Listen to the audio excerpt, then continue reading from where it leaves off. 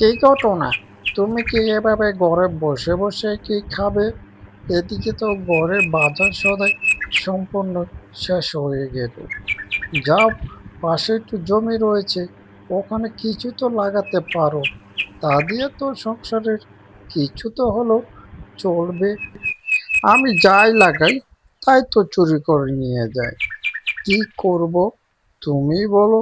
এত পরিশ্রম করি, এত কষ্ট করে ফসল ফলাই, যদি চুরি করে নিয়ে যাও তাহলে কেমনটা লাগে? এর জন্য তো আমি ওখানে কিছুই চাষ করি না।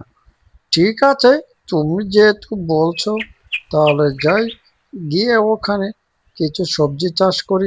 টুনির কথা মতন টুনা জমিতে চলে আসলো কোদাল নিয়ে।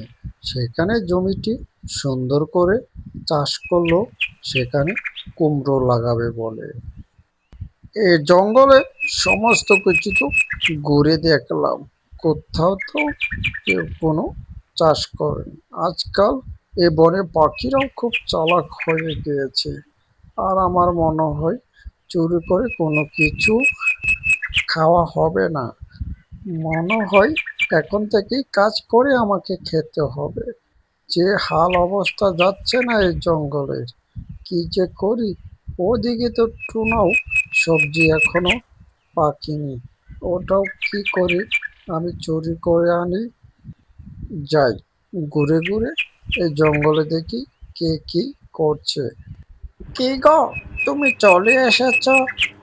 খেতে কি সবজি লাগিয়েছো?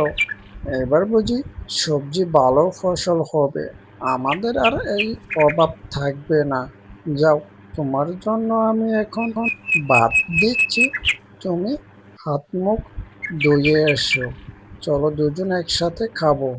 একদিন টুনা আর টুনি দুজন মিলে তাদের সবজি ক্ষেত দেখতে চলে আসলো। এসে দেখলো সমস্ত সবজি পেকে লাল হয়ে গিয়েছে। কি ঘটনা? তোমার তো ক্ষেত দেখি ভালোই সবজি হয়েছে, এবার বুঝি আর কেউ চুরি করতে পারছে না। যাই হোক টুনা, এবার মনে হয় আমাদের দুঃখ কষ্টগুলো দূর হবে।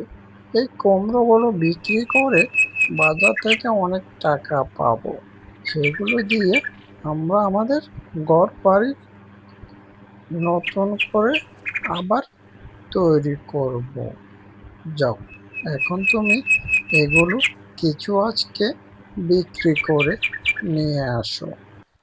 টুনির কথা মতন টোনাও তাদের বনের মধ্যে ছোট্ট বাজারে নিয়ে আসলো তার ক্ষেতে চাষ করো কুমড়া। বনের অন্য অন্য পাখিরা এসে টোনার কাছ থেকে সেই তরতাজা কুমড়া গুলো কিনে নিয়ে গেল। টোনা তার কুমড়োগুলো সব কয়টাই বিক্রি করে ফেললো সেই দিন। টোনা বাজার থেকে এসে টুনিকে সমস্ত কথাগুলো বলতে লাগলো যে তার কুমড়োগুলো সমস্ত পাখিরা এ বনে নিয়ে চলে গিয়েছে এবং অনেক টাকা দিয়েছে তাকে।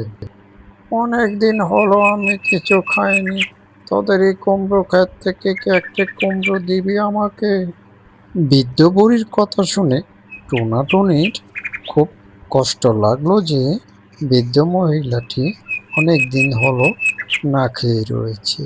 তাই তাদের ক্ষেত থেকে একটি পাকা বড় কুমড়ো বুড়িকে দিয়ে দিতে রাজি হয়ে যায়।